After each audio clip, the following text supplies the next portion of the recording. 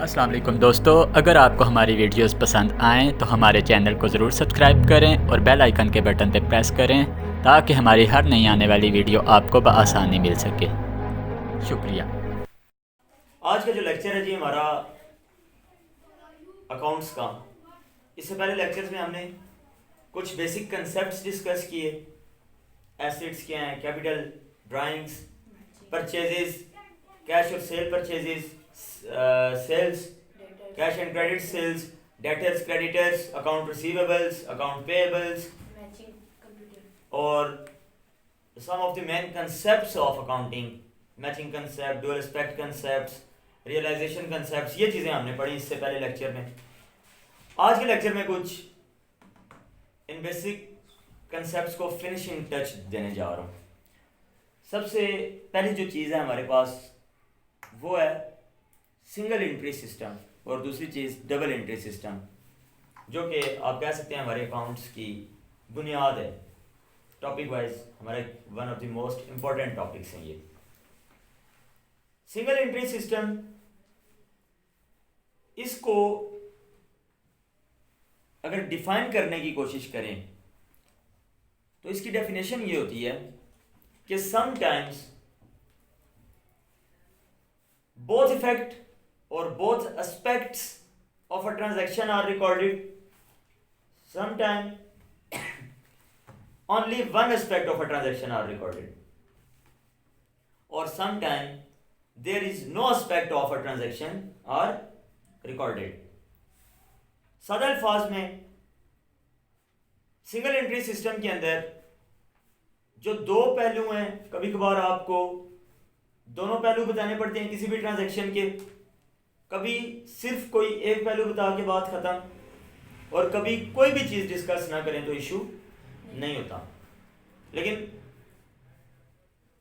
जितनी भी ये चीजें हम अकॉर्डिंग टू कंडीशंस इनको डील करते हैं। इसमें हमारे पास डे बुक और जर्नल जिसको बोला जाता है, लेजर बोला जाता है, ट्रायल बैलेंस होता है, ये वो चीजें हैं जिनके अंदर हम ट्रांजैक्शंस को रिकॉर्ड करते हैं और वन बाय वन हम हर जगह में। सबसे पहले मैंने आपको एक चीज रिसेंटली भी बताई थी अकाउंटिंग साइकिल के बारे में।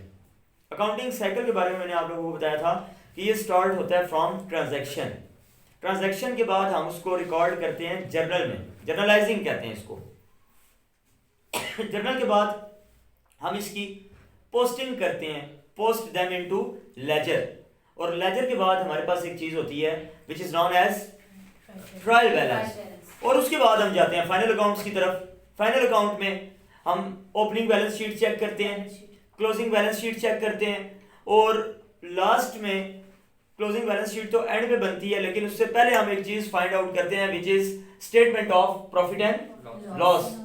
प्रॉफिट एंड लॉस वो हम फाइंड आउट करते हैं।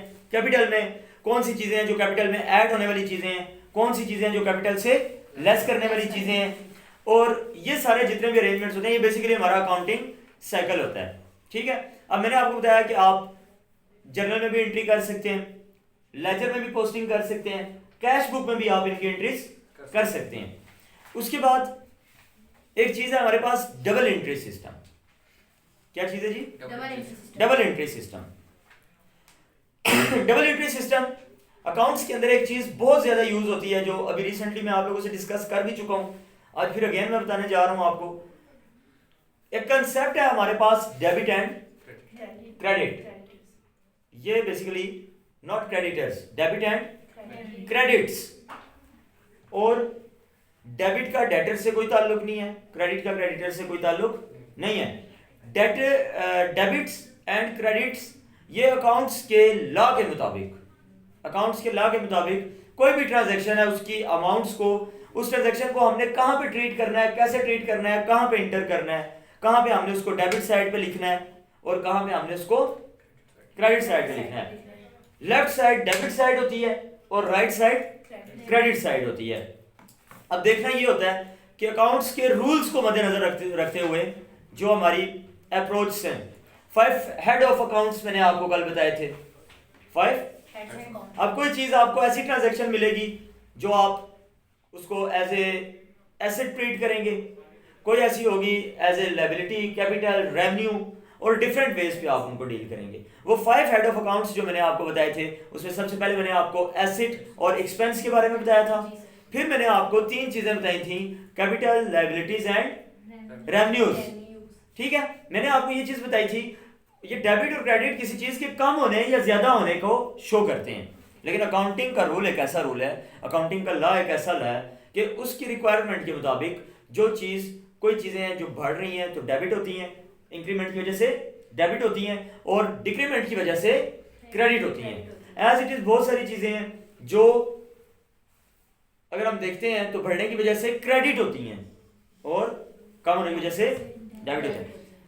अब ये जितनी भी चीजें होती हैं ये इन हेड का पार्ट्स होती हैं जो मैंने 5 हेड ऑफ अकाउंट्स आपको बताए हैं, एसेट और expense 2, liability, capital and revenue. अब मैंने आपको बताना ये चीज चाह रहा हूं कि बहुत सारे एसेट्स हैं, लार्ज नंबर ऑफ लिस्ट है हमारे पास, वो एसेट्स हैं, लार्ज नंबर ऑफ लिस्ट है हमारे पास, एक्सपेंस है, लास्ट नंबर ऑफ लिस्ट हमारे पास रेवेन्यू है।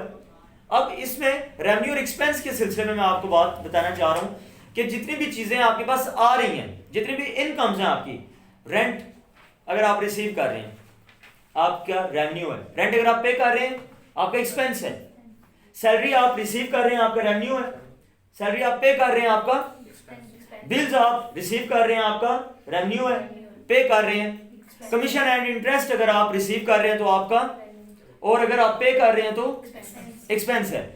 As it is capital, revenue और लायबिलिटीज, इनके बारे में मैं आपको ये चीज बता रहा हूं कि ये आपके वो हेड ऑफ अकाउंट्स हैं जब बढ़ते हैं तो क्रेडिट होते हैं, कम होते हैं तो एसेट और एक्सपेंस। सिर्फ ये 2 चीजें हैं आपके पास, एसेट और, जो बढ़ने पे डेबिट होती हैं, कम होने पे क्रेडिट होती हैं, और लायबिलिटी, रेवेन्यू एंड कैपिटल वो चीजें हैं जो बढ़ने पे क्रेडिट होती हैं और कम होने पे डेबिट होती हैं।